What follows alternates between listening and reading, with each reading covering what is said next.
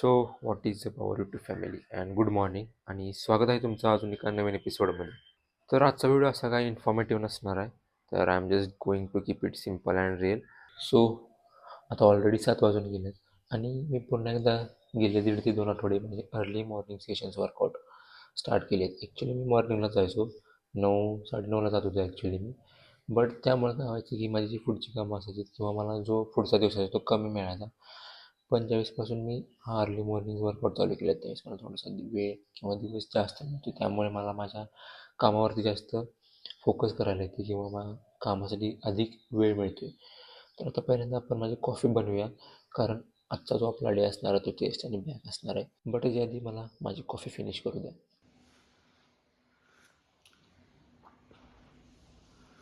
So guys as I said की आज आपला चेस्ट अँड बॅकचं सेशन असणार आहे. तर ह्याच्यामध्ये मी फक्त 3 व्हेरिएशन्सच घेणार आहे, कारण ऑलरेडी मी ह्या वीकमध्ये चेस्ट आणि बॅक एकदा ट्रेन केले. तर 3 व्हेरिएशनमध्ये काय करणार, चेस्टसाठी मी incline bench press, flat bench press आणि केबल फ्लायचं मशीन एक घेणार आहे. आणि बॅकला काय एक व्हर्टिकल एक हॉरिझॉन्टल आणि एक लॅट पुलवरचं व्हेरिएशन. सो जाऊया आपण आता जिममध्ये आणि आपला चेस्ट आणि बॅकचे सगळे PRs हिट करूया. Let's go.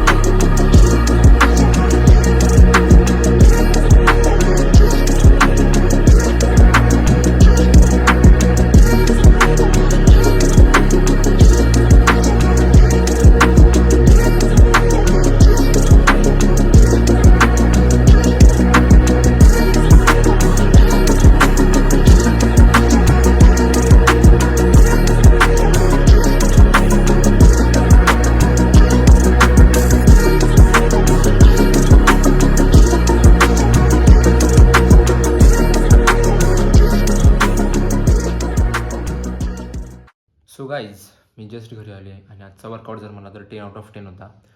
कारण ॲक्च्युली मी लास्ट वीकमध्ये lat pull down 80 kgs with support perform केलेलं. पण ह्या वीकमध्ये without any support 80 kgs perform केले आणि ते पण 6 ते 7 रेपसाठी टिल फेल्युअर.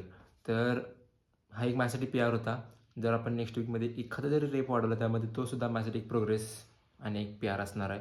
आणि चेस्टसाठी म्हणला तर मी इन्क्लाइन बेंच प्रेस आणि केबल फ्लायचं मशीन हे 2च व्हेरिएशन्स घेतले.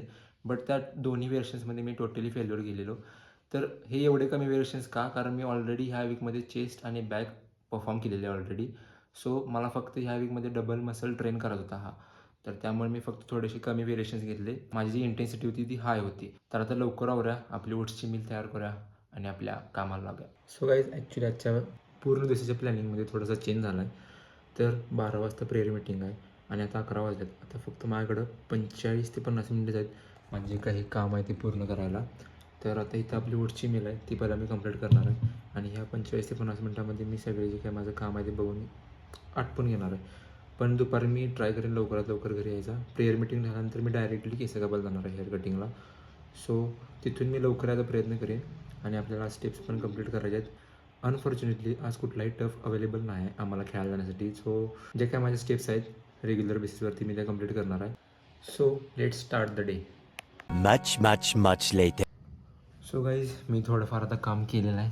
तर आता ऑलरेडी 11:50 झालेत. जसं की तुम्हाला मी म्हटलं की 12 वाजता प्रेयर मीटिंग आहे. सो आता लवकर आवरूया आणि मीटिंगला जाऊया. So guys we are finally ready. तर जाऊया पटकन, कारण ऑलरेडी 12 वाजून गेलेत आता. बघू शकता म्हणजे 12 वाजून म्हणजे ते घड्याळ थोडंसं मागं आहे ॲक्च्युली 5 मिनटं. तर 12:05 झालेत. So let's go. A few moments later. शेतकऱ्या ते तरी थांबे की जमेल एकदा तरी ऐक की माझं प्लीज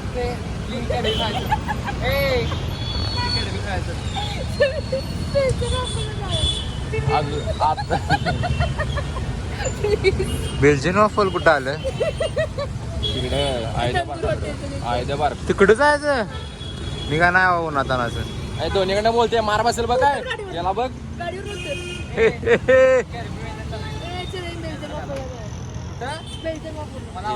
आपलं काय खातास अरे कसला लागते बापू तुला कुणाच काय खाली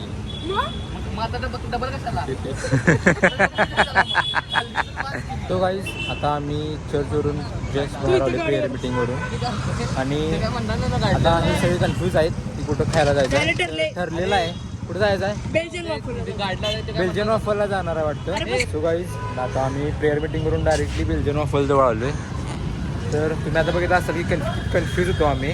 तर आता फायनल ठरले आमचं वॉफल खायचं, पण सगळ्यांच्यात एकच घेणार आहे कारण आम्हाला कोणालाच नको आहे. सो गाईज आता आम्ही ऑर्डर केले Belgian dark chocolate dark ice cream, dark chocolate ice cream. चौघांच्यात एकच घेतले. तर आता बघूया कसं लागते. सो गाईज हे आमचं बेल्जियन डार्क चॉकलेट वॉफल.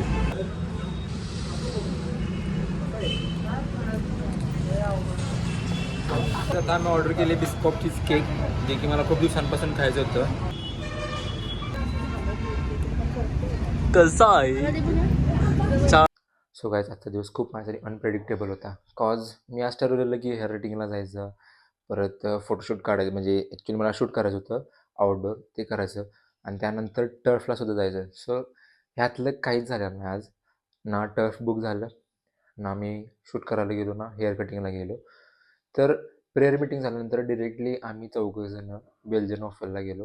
तिथे आम्ही 2 वॉफल्स, म्हणजे ॲक्च्युली एक वॉफल घेतला आणि चीज केक घेतला. बिस्कॉफ चीज केक आणि एक Belgian dark chocolate waffle. So दोन्ही पण भारी होतं. 10/10 होतं. तर खरोखर लाईफ अनप्रेडिक्टेबल आहे. सो मी आजचा दिवस खूप एन्जॉय केला आहे. झाला नाही जसा मी ठरवलेला होता, पण ज्या वेनं तो झाला तो मी खूप एन्जॉय केला आहे. आणि जसं मी ॲक्च्युली मम्मीसोबतच खाली बोलत बसलेलो, तर ती काय बोलली की तुझा प्रत्येक मुमेंट तो एन्जॉय कर.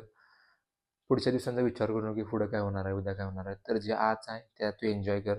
आणि ते खूप मला हिट झाले. So life is unpredictable. So enjoy every moment guys.